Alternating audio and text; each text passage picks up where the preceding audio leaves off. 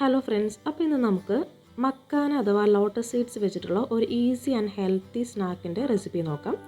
അപ്പോൾ അതിലേക്ക് ആവശ്യമുള്ള ഇൻഗ്രീഡിയൻസ് എന്ന് പറയുന്നത് ബട്ടർ വേണം, ഗീ വേണം, കുറച്ച് സാൾട്ട്, കുറച്ച് പെപ്പർ, പിന്നെ നമ്മുടെ മെയിൻ ഐറ്റമായ മക്കാന. ഇത്രയാണ് നമുക്കിതിലേക്ക് ആവശ്യമുള്ളത്.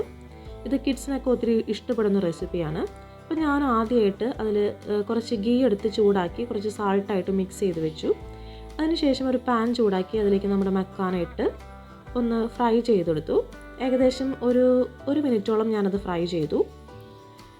അതിലേക്ക് ഞാൻ നേരത്തെ തയ്യാറാക്കി വെച്ചിരുന്ന നമ്മുടെ ഗീ കുറേശ്ശെയായിട്ട് ഒഴിച്ചു കൊടുത്തു.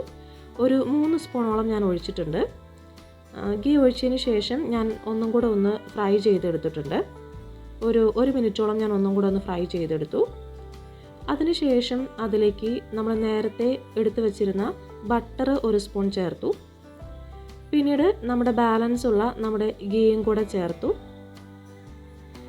അതിനുശേഷം ഞാൻ അതിലേക്ക് പെപ്പറാണ് ആഡ് ചെയ്തത്.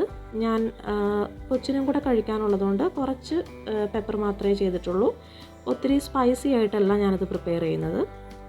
പെപ്പറും കൂടെ ആഡ് ചെയ്തിട്ട് നല്ലപോലെ ഒന്നും കൂടെ ഫ്രൈ ചെയ്തെടുത്തു. ഏകദേശം ഒരു 4-5 മിനിറ്റ് ഫ്രൈ ചെയ്തിട്ട് ഈ ഒരു കൺസിസ്റ്റൻസിയിലാണ് നമ്മളത് എടുക്കുന്നത്. നമ്മളൊന്ന് പ്രസ് ചെയ്യുമ്പോൾ ഒന്ന് പൊട്ടിപ്പോകുന്ന ഒരു കൺസിസ്റ്റൻസി, അങ്ങനെയാണ് നമ്മളിത് സെറ്റ് ചെയ്യുന്നത്.